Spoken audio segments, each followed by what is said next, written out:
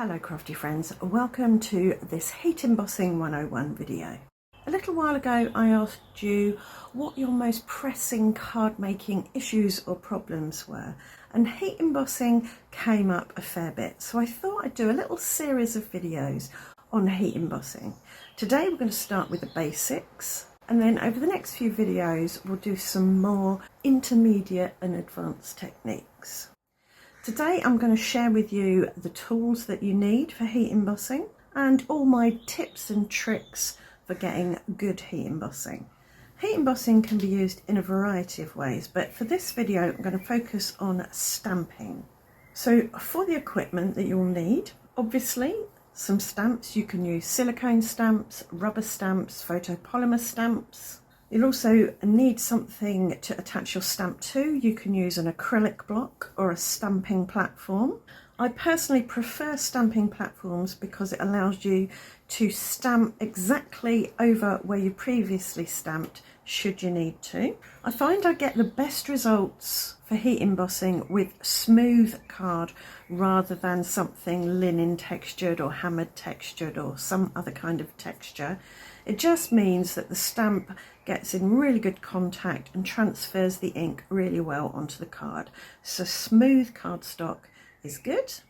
Embossing powder is very fine and it will stick to anything that is a bit staticky, that has any moisture on it or greasy fingerprints. So it's a good idea to treat your cardstock with anti-static powder before heat embossing. So I've got an old sock filled with talcum powder here, and I can just rub this over and that will remove any static moisture or grease. I have also in the past used corn flour or cornstarch in an old sock. That works really well too. This is a shop bought anti-static powder. I don't know what's in it, but it's got some kind of powder in it that you can do exactly the same thing with, and that should remove static moisture and grease. For embossing a stamped image, you need a slow drying ink. I've got my two embossing ink pads here. I like Versamark. It's a clear, sticky ink that stays wet long enough for you to sprinkle powder over. And the Wow embossing pad, clear, ultra slow drying. For my money, there's not much difference between the two. They do both work really well. I do have a Versamark ink pad that's really mucky.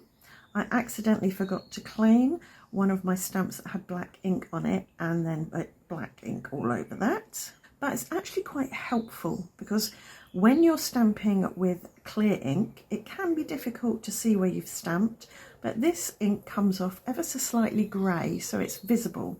Now that's great if you're using opaque embossing powder, but not so great if you're using a translucent one, but we'll come on to that in a minute. But it can be useful to have a mucky ink pad. Other ink pads that are great for embossing are pigment inks. Pigment inks tend to dry slower than dye inks, and so they'll grab onto that embossing powder. This one just happens to be black, but you can get pigment inks in all colours. Distress oxides are good too because they're fairly slow drying. So you can stamp in a coloured pigment ink and then clear heat emboss over the top to give it a glossy raised finish. So let's talk embossing powders. This is my little stash of embossing powders.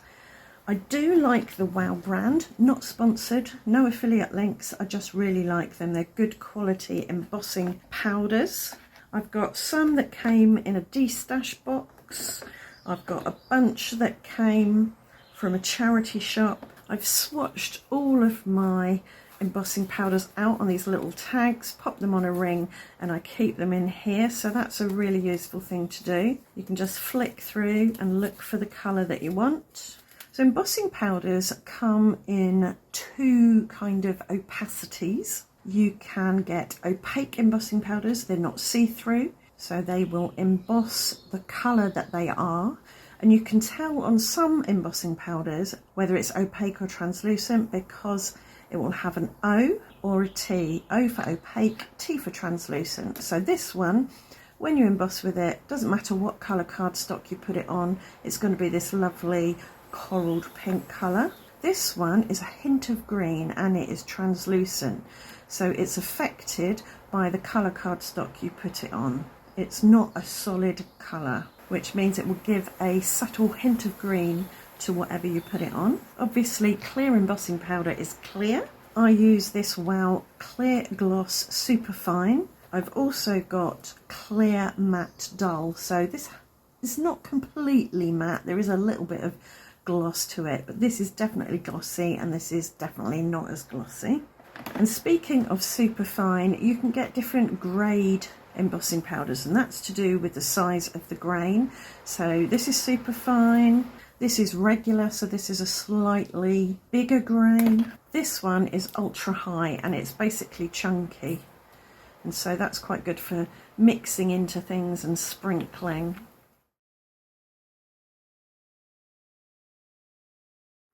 But if you're going to start off with a blank slate and get some embossing powders, I'd recommend getting superfine in whatever finish you like, whether that's coloured, clear, matte, gloss, metallic. Go for superfine because it will allow you to get really good fine embossed lines on fine stamped images, but it still works just as well on more chunky designs.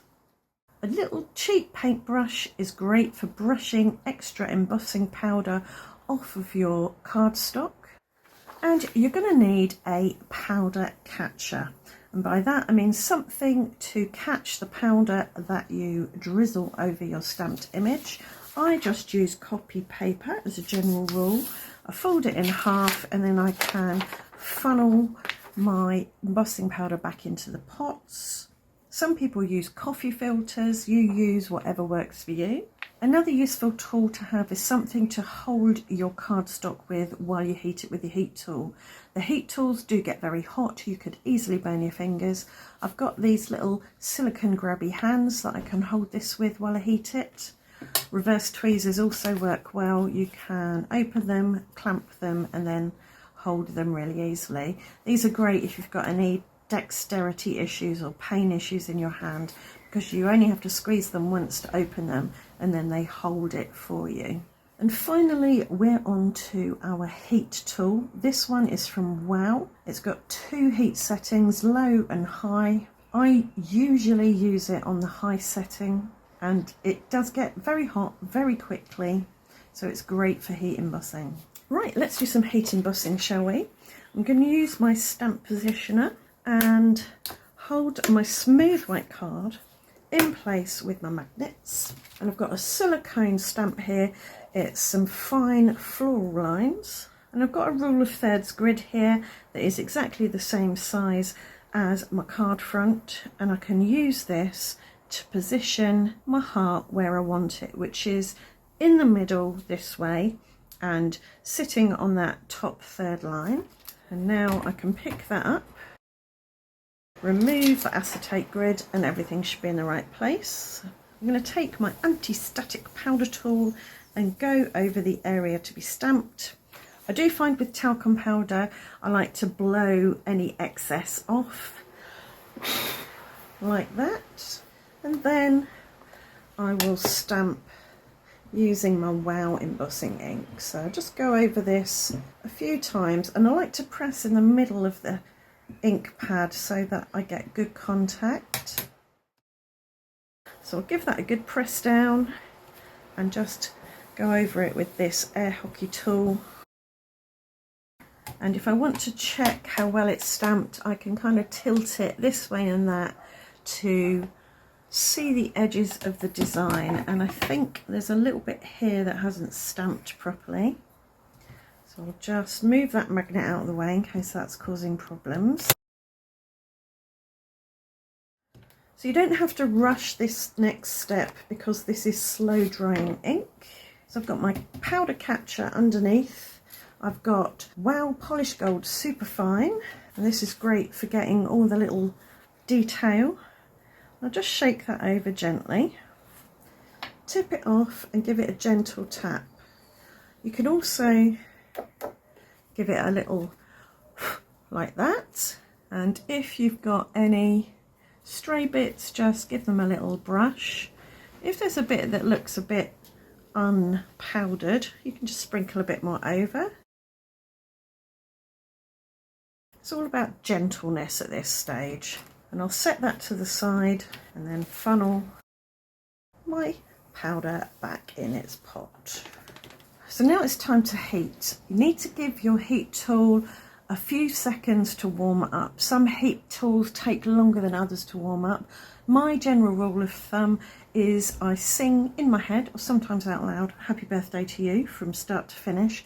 By the time I get to the finish, it should be hot enough.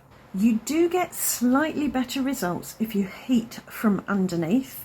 So quite often we'll do this, but actually if you heat from underneath, you get a smoother result. And to avoid burning the embossing powder or the card, keep the tool moving. Don't have it too close and don't keep it still. Just waft it like this over the back and you'll know when it's finished, because this will have gone from this dull colour to a shiny gold, or whatever colour you're using. So I'm going to heat this up and then heat it from underneath.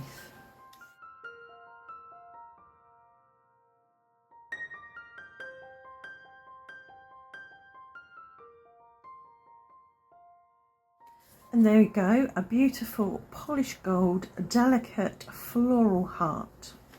Now sometimes your paper will warp when you do this, and one of the big culprits for warping paper is if it's slightly damp. It's the moisture in paper that makes it warp when you heat it, really. So keep your cardstock somewhere dry. It will flatten itself out, and once this is written in and popped in an envelope, it will be absolutely fine. Before you do anything to this though, give it a second or two to cool down, because once it's cool, that means the powder is set and you can do all sorts of things with it. You can blend over it, you can watercolour over it, you can use pens to colour it in, whatever you like.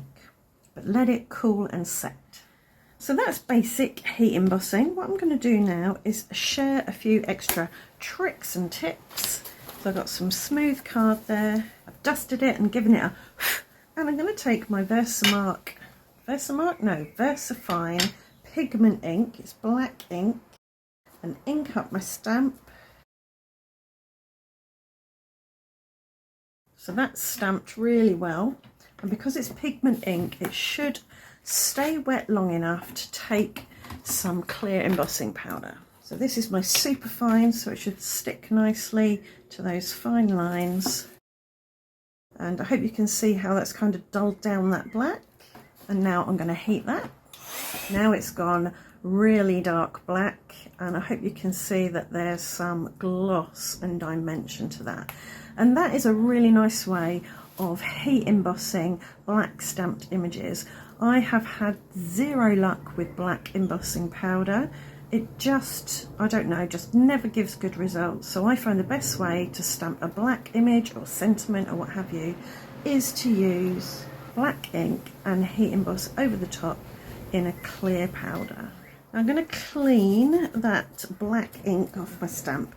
I often don't bother cleaning my stamp if I'm just using embossing ink, because it actually sort of conditions the stamp a bit and makes other inks stick to the stamp better, and that's quite good for silicone stamps, which are notoriously bad at taking dye or water-based inks. Dry that off with a microfiber cloth, and now I've got a piece of black cardstock. I'm going to dust this with talcum powder, and obviously you can see the talcum powder is changing the colour of that a bit. I'm just going to huff the rest of this off. But we should be able to brush that off after we've done the heat embossing. Now I want to make sure this is really clean, because I'm going to use white ink next, and this is a great way to heat emboss in white on black or dark coloured cardstock. Doesn't have to be black, it could be dark green, dark blue. And I'm going to ink this up with white pigment ink. This is Hero Art's Unicorn White Pigment Ink. It's quite a juicy ink pad, so might not get the best impression, but we'll see. I'm going to gently push it down and then see what it looks like. Oh, actually that's come out really well. And now I've got some detail white opaque embossing powder. This was from a charity shop, and it's by Stamp and Stuff. And I'll sprinkle this over. Give it a little tap, and I will take my brush and brush off as much stray powder as I can. Some embossing powders seem to be more staticky than others, so it just takes a little bit of extra work sometimes to clean up an image. What you could do is ever so slightly dampen the bristles of your brush, and that can help remove those last few flecks. And because you're not putting any more powder on, it doesn't really matter if it gets a little bit damp. And now we can heat that. And there you have a lovely detailed bright white stamped embossed image, slightly glossy, slightly raised. I want to make sure this is cooled completely and that the embossing powder is completely set, and then you can take a microfiber cloth and buff off any talcum powder or anti-static powder. If you've got any stray bits of embossing powder, you could take a sharp craft knife and just very carefully scratch them off like that. So you might not be able to see this, but if you do it very gently, you won't damage the card at all. And if you've got a pen that matches your cardstock, you can even just go over any stray bits and cover them up that way. So there's a little bit of extra fleckage in there, so I can just add some black Sharpie. You could use a sand eraser to just gently erase any stray bits that have melted on. And with both of these and any pigment ink that you use or hybrid ink that you use, what this does is it obviously embosses it, gives it some gloss, some shine, some bit of dimension, but it also seals it so that the ink is essentially dry now. It won't smudge and you can work on top of it. So it's a good way of kind of sealing your ink. And I think with the white on black, the stamping in white ink before you put the white embossing powder on is great, because any areas where the embossing powder hasn't stuck will still look white. As I said earlier, I think I said earlier, you can pretty much turn any ink into an embossing ink. Even dye inks that dry really quickly and don't naturally grab onto embossing powder. So I've got Aquatini here, which is a Catherine Pooler dye water-based ink. They dry super quickly, and when you put embossing powder on them, they may grab onto some, but probably not all that much. So I've got a nice image there, and I'm going to clean this gently so as not to move it at all. I get all the colour off there. Dry it gently again with a microfiber cloth, and then take my sticky ink, which I'm hopefully not transferring any of that Aquatini onto. I think it looks pretty good. And because I haven't moved this, it should stamp right over that image. So that should make that Aquatini sticky now. And I can take my superfine clear gloss again and tip that over there like that. And hopefully you can see how that has dulled it down so it's stuck where it should stick. And now we'll heat it with a heat tool. And now we've got a beautiful deep Aquatini, slightly dimensional, glossy stamped image, which is now waterproof. So I can watercolour over that if I want. And you can do exactly the same thing with any ink, really. Right, that is Heat Embossing 101. I hope you found it helpful. If you have, please do let me know in the comments. If you've got any other Heat Embossing 101 type tips, then please leave those below too. The more ideas, the merrier. I do have a handout for you that you can download from a link in the video description. It's got a list of the equipment that you need, some top tips and troubleshooting ideas, and some useful video links. And I think that'll do for today, and I hope you'll join me for the rest of this heat embossing series. Thanks for watching. Bye for now.